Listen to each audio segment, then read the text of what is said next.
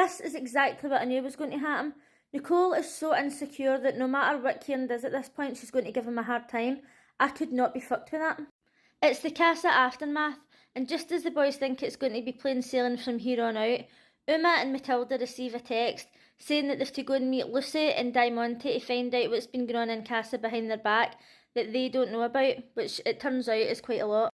What I didn't understand is that Matilda went up to Diamante and she's like, "Oh, hiya babe," gives her a cuddle and all that. After the way she laughed in Uma's face, would I fuck?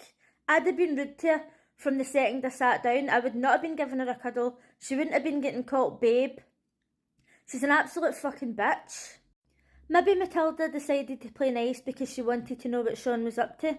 However, I wouldn't have gave a fuck. I'd have just sat there, not even interested. I'd have thought, you think you can be a cunt? Watch this. At the end of the day, she doesn't have to listen to anything Diamante tells her. She's going to see movie night, and she's probably going to watch the show back. So if her and Sean ended up together, and then she watches it back, she's going to see what happens anyway. She doesn't need to sit and listen to that fucking hook. Even though Lucy was telling Uma what Will was up to, I felt as if she was still kind of playing it down because she didn't want to hurt her feelings or whatever. And I'm sitting thinking, Lucy seems like such a nice girl. Like, when she came back for casa, Lucy could have said so much more, but I think that she just held back because she didn't want to hurt Uma's feelings, unlike Diamante, who just fucking laughed right in her face. So I'm sitting watching Uma and Lucy talking, and I'm thinking the two of them are absolutely stunningly beautiful. So why the fuck are any of the two of them giving him a first thought, never mind a second one? No words. I've no words. Jessica pulled Ayo for a chat, and she said when we were in casa, I was just concentrating on you and me, and I wasn't thinking about how the girls would treat me or how it would be with me and Mimi. And outside of this, I think that me and Mimi would be friends. Well, that's all fine and well, but guess fucking what? The two of yous are in there and you're not fucking friends. These bombshells come in, or they come in casa or whatever, and they're all talk, and they're like, oh, I'm going to go for who I want, and I'm here for me, and blah, blah, blah. That's all fine and well, but then when they're to face the consequences of their actions, they change their tune. I don't feel bad for her one bit, to be honest. So she pulled Mimi for a chat, and I don't know if the producers tell them if somebody asks you to go for a chat, you have to go. But Mimi went, she was the bigger person, and she was saying, oh, I was upset, but like, I'm okay now, babe. Like, totally being nice about it. Obviously, she didn't want to look like a spoiled bitch. But Jessica was like, oh, if there's anything that I can do to make this easier, I've got an idea. Why don't you try not climbing all over Ayo and kissing him when Mimi's sitting looking and doing it right in front of your fucking face? Oh, I don't know, is that too obvious?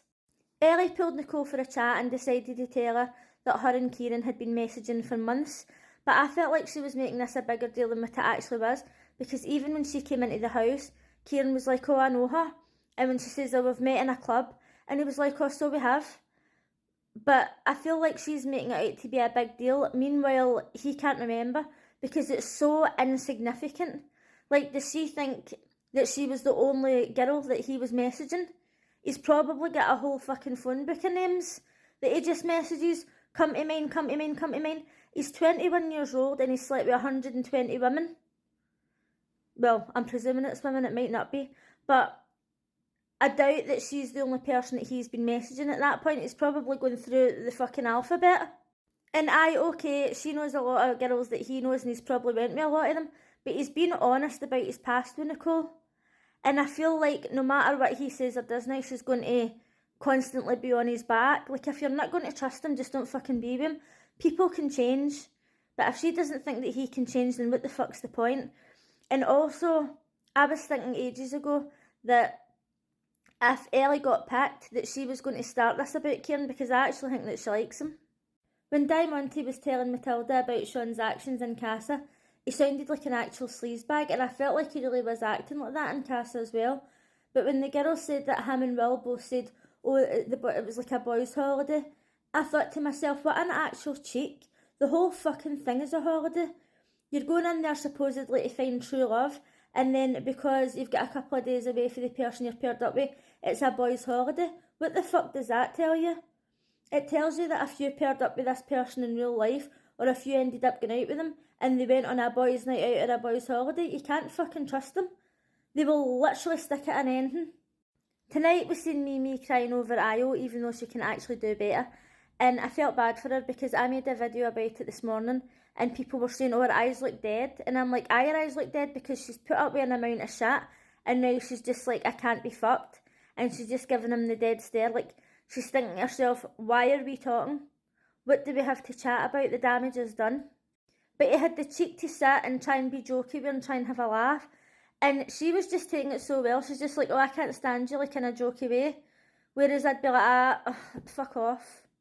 Don't pull me for any more chats. Like, you literally don't exist to me. But then tonight as well, when Mimi was crying, Nicole was saying, oh, don't worry, babe, we're going to be here every step of the way, every step of the way. And I thought, how do you know? You could get a text in 2 minutes saying that because she's single, she's been evicted from the island. So we seen Jess talking to Sean, and before she even opened her mouth, I knew what she was going to say. And she's like, oh, she's acting as if she didn't do it, and she was getting to know people, and she would have got to know Hugo. Now, I know a lot of people who can't stand Jess. I actually quite like her. I like the fact that she's forward and honest. And she's right, Matilda would have tried to get to know Hugo more if it wasn't for her. But at the same time, Sean was snaky. We didn't see Matilda actually try and kiss people. Whether or not that happened and we didn't see it, I don't know. But I felt like Jess was right to say something. But that doesn't excuse Sean's behaviour. Uma's kind of having second thoughts about Will, and thank fuck because she's far too good for him. But I feel like she doesn't really trust him now, and she's wondering if he's going to be like this outside the house. Newsflash, he's going to be like that outside the house.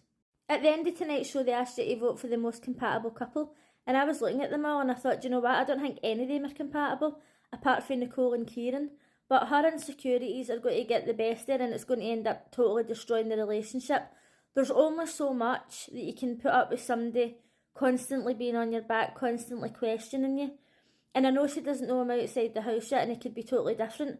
But from the way he's been in the house, she's got no need to really question him. So once she's out and she's away from him for like a couple of days, it's going to be a fucking shit show. So at the very end of the show, they announced that on Sunday night it's going to be cinema night. It's going to be dramatic. And of course, I'll see you then.